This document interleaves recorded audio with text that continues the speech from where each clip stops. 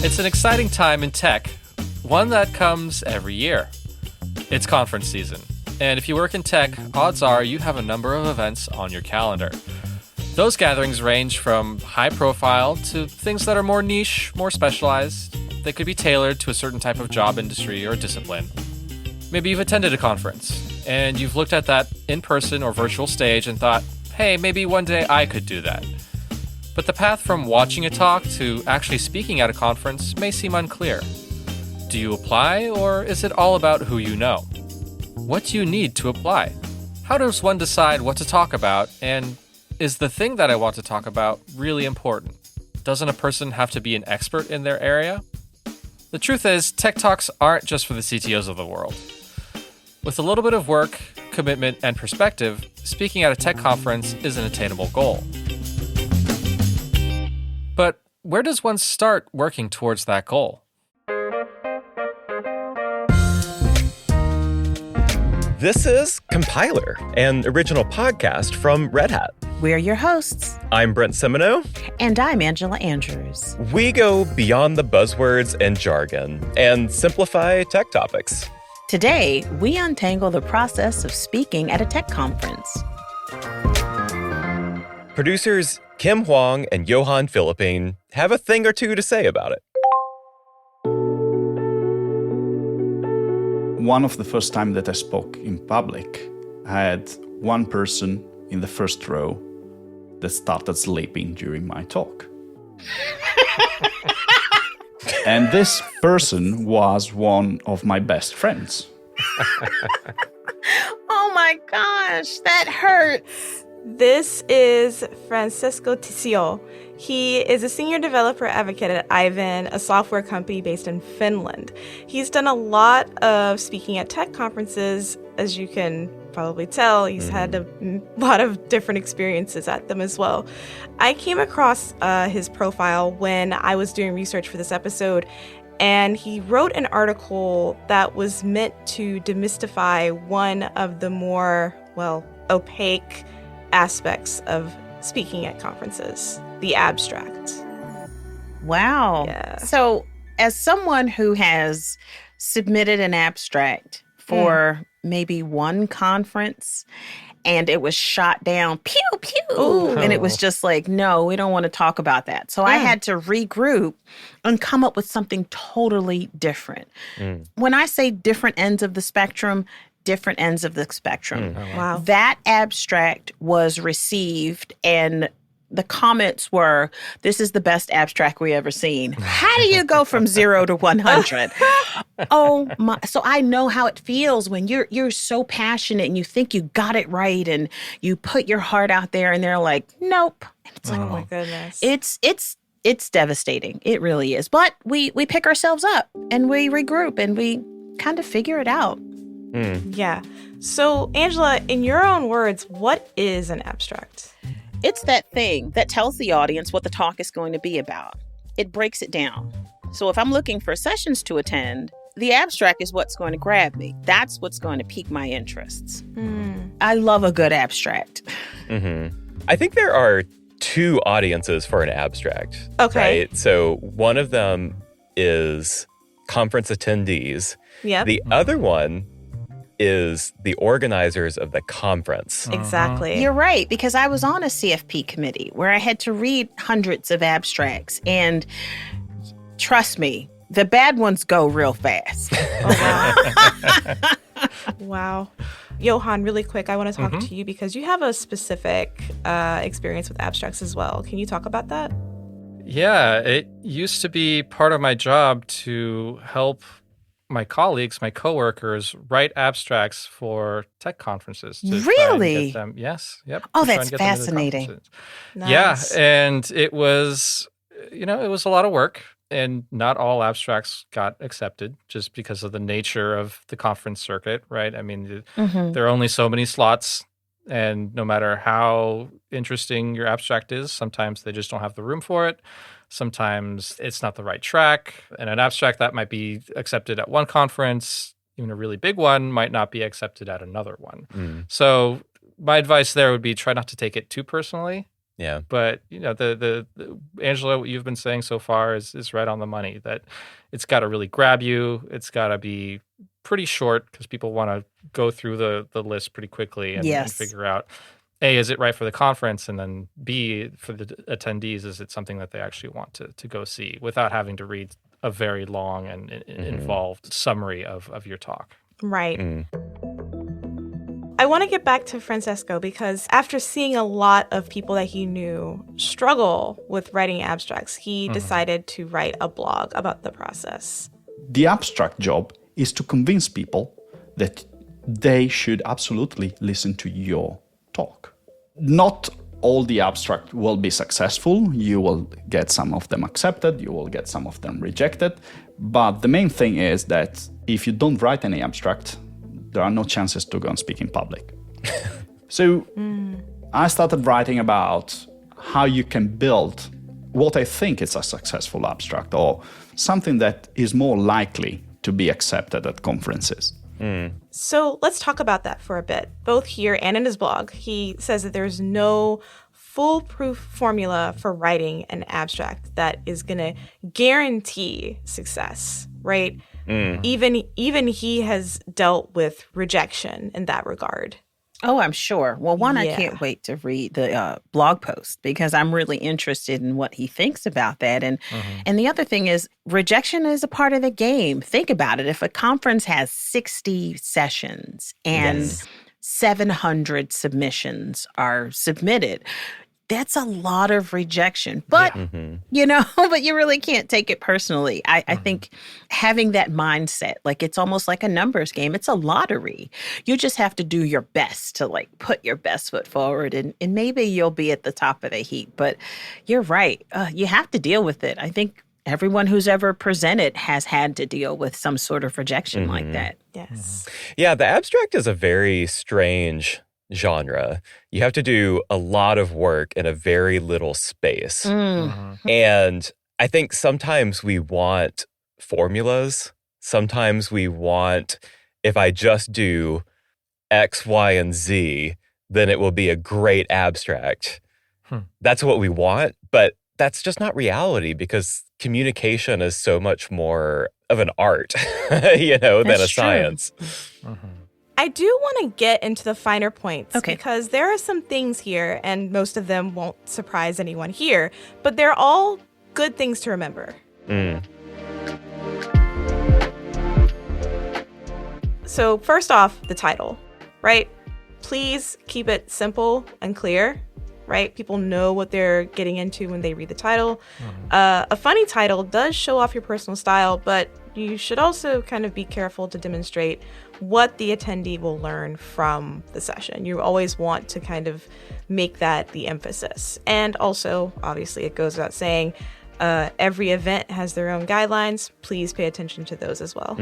If you think about how the audience is going to encounter that title, it's really important. So context matters here. Indeed. It's going to be on a conference website. Yep. It's going to be on the conference app, if they have one.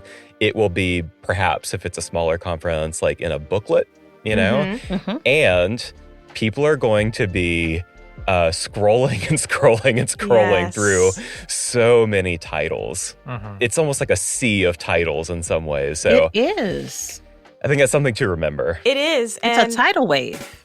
yeah. And to Did you say really- title wave? Oh my gosh. She sure did. Oh. Another really great thing to remember, and I'm glad you brought this up, Brent, is the digital aspect of it. Yeah.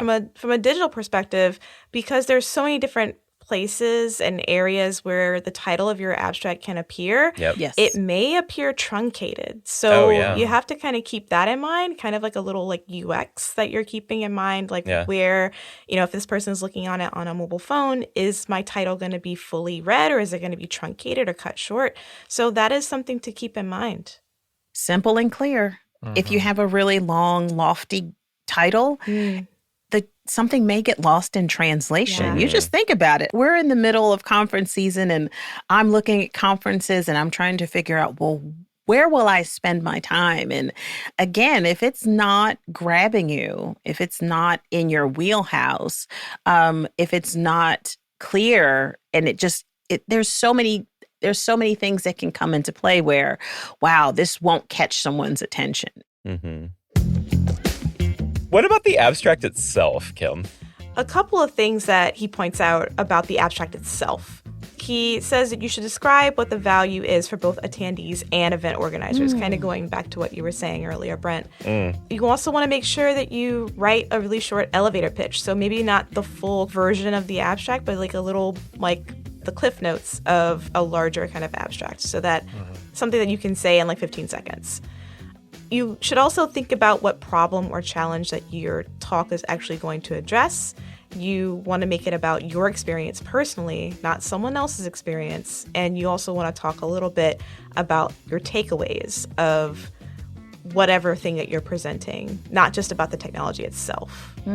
This is so important. Having your abstract be audience-centered and making it really clear what your audience is going to get out of it. I think sometimes our impulse is to talk a lot about the technology because it's really cool. You know, like it's really cool. And also about ourselves, which is not a bad thing, right? But it has to be in the service of your audience, right? So what is your audience going to take away from it? What value will they get from it? Exactly. You hit the nail on the head, because you're going to read that abstract and say, well, what am I getting out of this? Yeah. You want to spend your time wisely. What am I getting out of this? So if that is included, people know what they're getting. And that just makes choosing your talk that much easier. This is definitely what I want to walk away with, for sure. Yes. One of the big things I would suggest is keeping your abstract itself really short. Yes. And getting to that point right away for all the reasons we've just been saying. But a lot of the tendencies I saw in my day-to-day job back in the day was that they would pretty much put the entire talk in the abstract. I've seen that. And it gets to be really long, and it's just when you're going through the abstracts and you're trying to figure out what you want to go see, you see this huge block of text and you're like, I don't want to read that right now. I'm just trying to set my schedule. They don't need to see that in the abstract. They're going to see that in your talk. Right. So you just want to grab their attention just enough to be like, oh, I want to go see this. This looks interesting. And then you can give them all those details in the talk itself in the presentation. So 2 very short paragraphs would be what I would suggest. You bring up a really interesting point, Johan. And thinking about like context of like that second audience, which is like the CFP committee or the selection committee, and like the environment in which they are encountering your proposal or your abstract. Right. It's not the friendliest way to read anything, so be mindful. Well, Angela, you said that you've been on a CFP committee, right? Yes. What, can you maybe like pull the curtain back on that process a little bit? I would love to. Actually, I should probably bring up the information. So what they try to put it in a format in an app where you can sort by topic, by location, where your presenter is from, just all this other stuff, who's attending, who's it for. So you try to you try to do your sorting. And once it's sorted, you're looking through them. So there's always the title. And, you're reading the title, and then you get to the square that has the abstract in it. And because you have to read, hundreds, sometimes thousands, you think about how big some of these conferences are. When you're scrolling and you're getting through this, it's like, I don't even want to read this. Right. Sorting is important, I think, especially when you're trying to sort and read abstracts that are in your wheelhouse. I don't want to judge someone's abstract that's talking about, I don't know, building spaceships. I don't know anything about building spaceships. I only want to be able to grade the things that I can read and liken myself to. Say, oh, this is great. Oh, they've hit the marks. Oh, I want to see this talk. So that you're on the CFP committee, but you're putting yourself like as a attendee. Yeah. And do I want to see this? And you want to put stuff out there that folks really want to see, that they're going to get their time's worth and their money's worth. So that's basically what it is. And then you check it off. You say needs work, or heck no, or this is awesome. How do those decisions get made, though? Well, we have a rubric. Okay. Which to follow. And, because how you interpret the rubric can be very personal. It really does help to give you those guideposts on how to select a topic. So, like I said, I'm going to want to see something based on things that are in my wheelhouse. The committee, they try to select it from a swath of people with different technology backgrounds. So you're not just getting, this one technologist who knows this one thing. Hopefully it has a lot of depth in it. So we can be able to bring a lot of personality and a lot of different technologies to the conference. So that's the main thing. You want a diverse group of folks, different backgrounds, different technology backgrounds that are grading these abstracts. These event organizers are really being very thoughtful in who they pick and choose to be on their committees, which is smart. Francesco says that a person who can focus on telling their story and talking about their experience working on a project or learning a new process or technology, that is the best approach to take when you're thinking of submitting for a talk. And those are the types of talks that leave a good impression on attendees. The fact that you were able to share your experience, that you were able to help others, probably avoiding a problem that you had, or helping others having a short connection to solve a specific issue because you already solved it and you demonstrate how you solved it, is something which, to me, is amazing. And when you think of speaking on a stage, you think a lot about sharing your victories. But Francesco says speaking at conferences isn't all about sharing the good news. It's also sharing about the bad and the failures as well. It's not only about success. There are really good stories to tell about failures, and you can help others make the same steps or avoid the wrong steps that you did in your first experience. So my suggestion is not wait to have always the complete picture about every single detail on a specific topic, because there are chances that you will never have the super complete picture.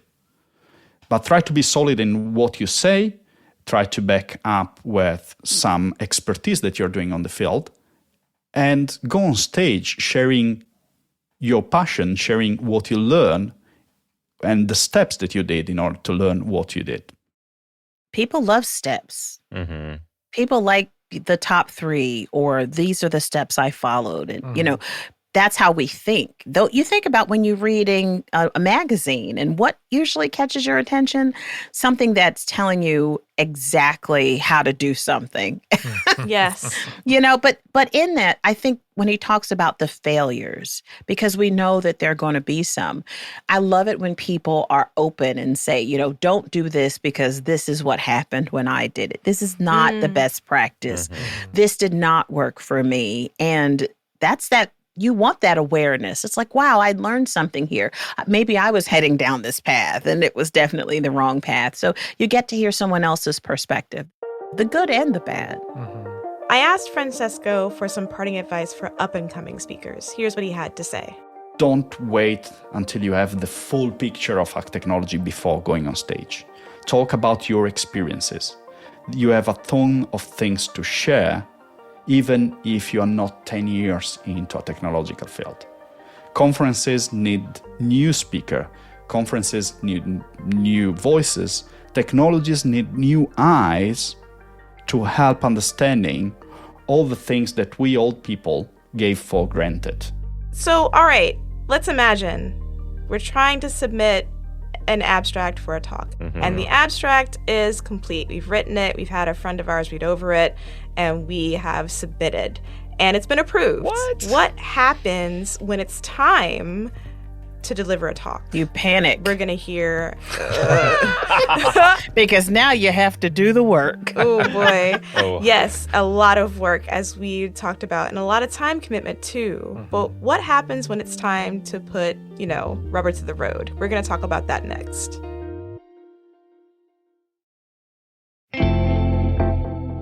Francesco told us a bit about, well, not just a bit, a lot about how to apply for talks. Kim and I also spoke to Sharon Guy, who shared her path from tech to a career in speaking. My name is Sharon Guy, and I've been in e-commerce for 10 plus years. Throughout my career, I fell into the speaking world. And so now what I'm doing full time is hosting workshops and keynotes in different conferences around the world. She told us about her first time speaking and how nervous she felt, but also why she was feeling so nervous.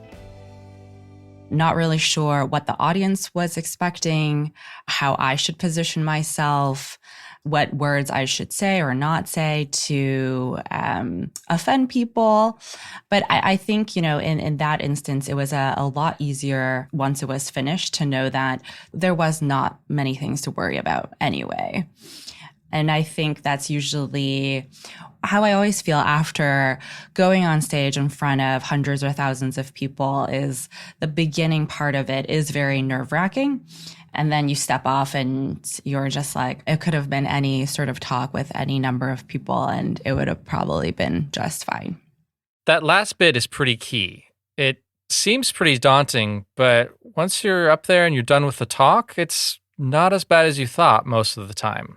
I mean, there's always the risk of totally bombing a talk or a presentation, but more often than not, things go pretty well. Now, Kim, I know you've given some talks, Angela, you as well.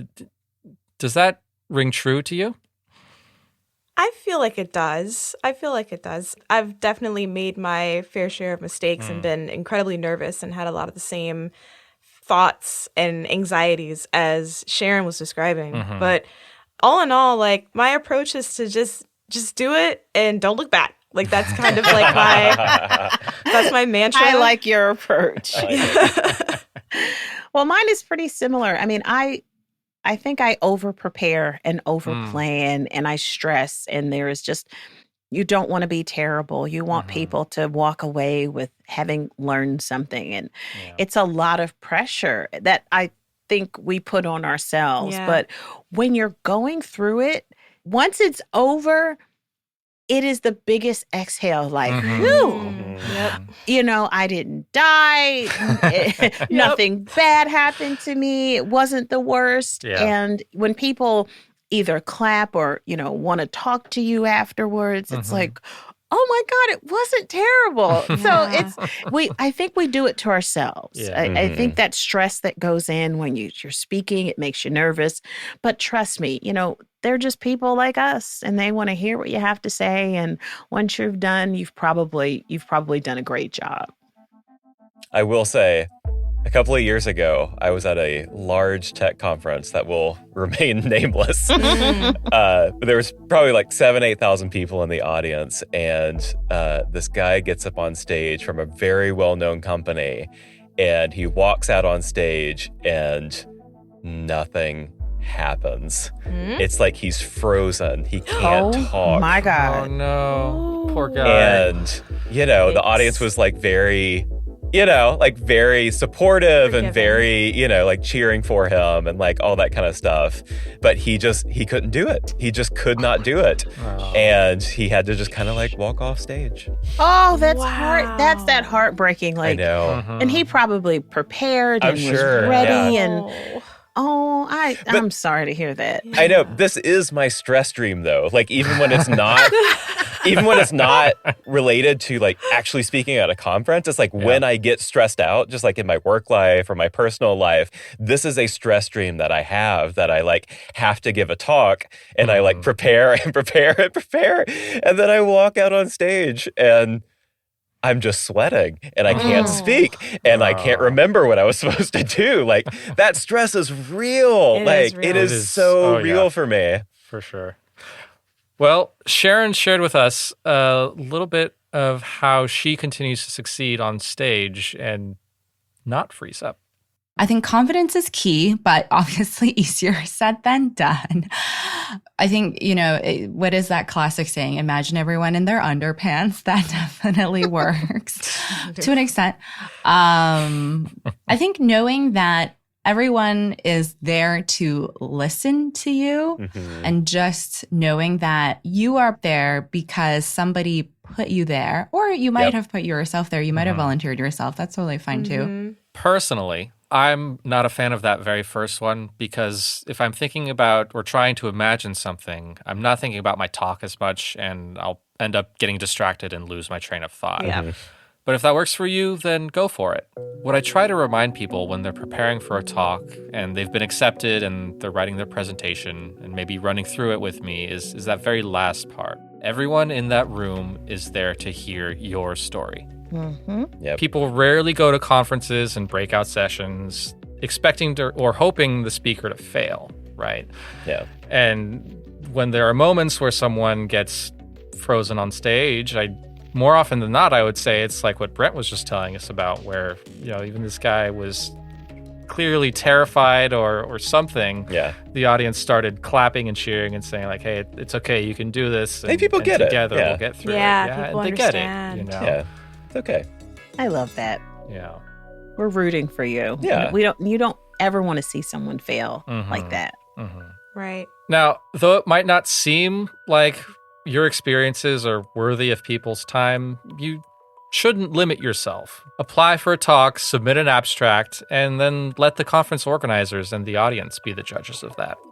I think it is valid that everyone does have a story. And I think that is why in the speaking world, topics like leadership, like creativity, they're almost very simple things. And if you really listen to a lot of the things that these speakers are saying, it sometimes might get repetitive, but there is still value in it because it's different people telling that story. This is a big one. And Yeah. it's not just for, the big keynotes and the things that you might hear from tech companies that sound all the same. What I would tell people who were reluctant about applying to conferences is that they are the only person or one of the very few people working exactly on what it is that they're doing. Yeah. Now, for some, that's the latest and greatest technology, and they get to tell the world about it. But even then, I found it difficult to persuade colleagues to apply for talks. On the other hand, you might be working on implementations or see yourself as a code monkey. There are others doing that same kind of job, but they're probably not doing it in the same way. They might be hitting some roadblocks that you have cleared at some point. And like Francesco was telling us earlier on, there's a lot of value in sharing that, even if it's not at a conference. Conferences are only a part of the speaking ecosystem, right? You also That's have true. meetups, special interest Yes. groups, and all sorts of other opportunities to speak and share. Yeah. So if you're not quite ready for a conference, try out the smaller venues, work your way up. You have something to add. And as Sharon's about to tell us, it's part of a tradition that goes back a really long time. All these information tools and buttons existing is somebody telling a story to a group of people. And that's how we spread information back in the day. So there's almost like an ancient nostalgic inkling to that way of sharing information, sharing knowledge. That's a small silver lining to also me being in the speaking world.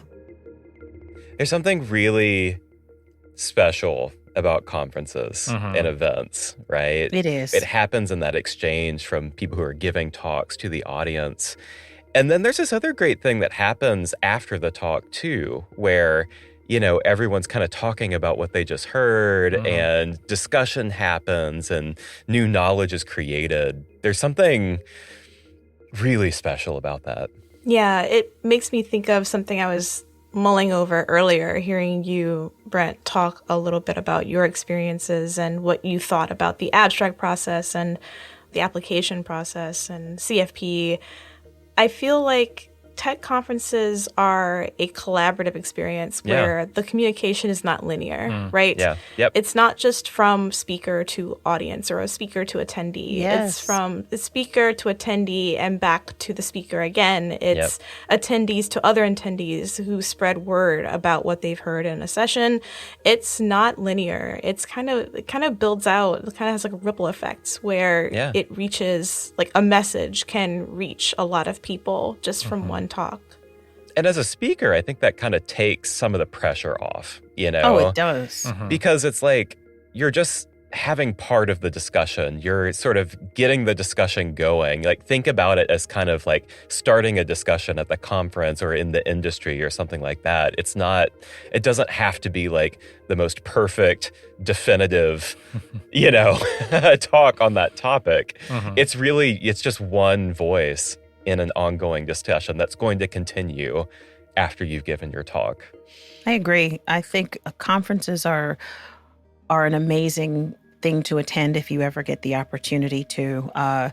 Someone who's been to probably close to 30 conferences so far. If I'm looking at all the badges on my wall over here, what you get out of it is not just that one-way conversation, the way Kim had mentioned it, but because this is about speaking at tech conferences, you think about this is that way that we used to learn, almost like this apprenticeship where you're listening to someone and you're learning from them and their successes and their failures and the sharing of information and the sharing of knowledge and being even able to have a conversation with the speaker at the end is just, it's an amazing feeling. And then there's the hallway track and the networking, and there's so much that goes into being a conference attendee, but definitely being a conference speaker.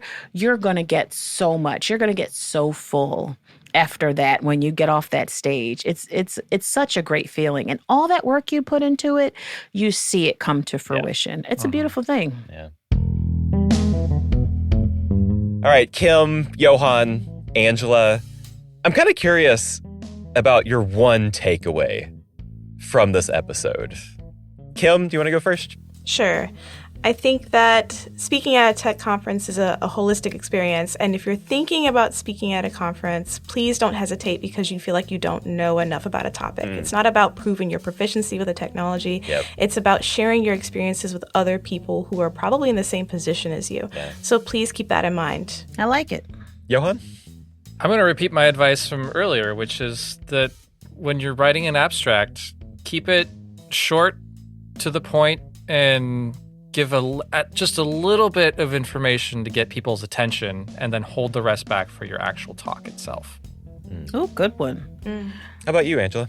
My takeaway is that you should just do it.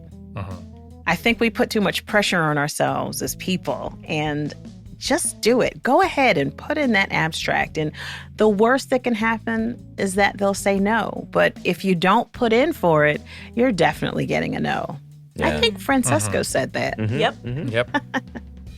I think it's important for me to remember, and I think for all of us to remember, that sometimes stress dreams, I should say, most of the time, almost all the time, stress dreams are just dreams.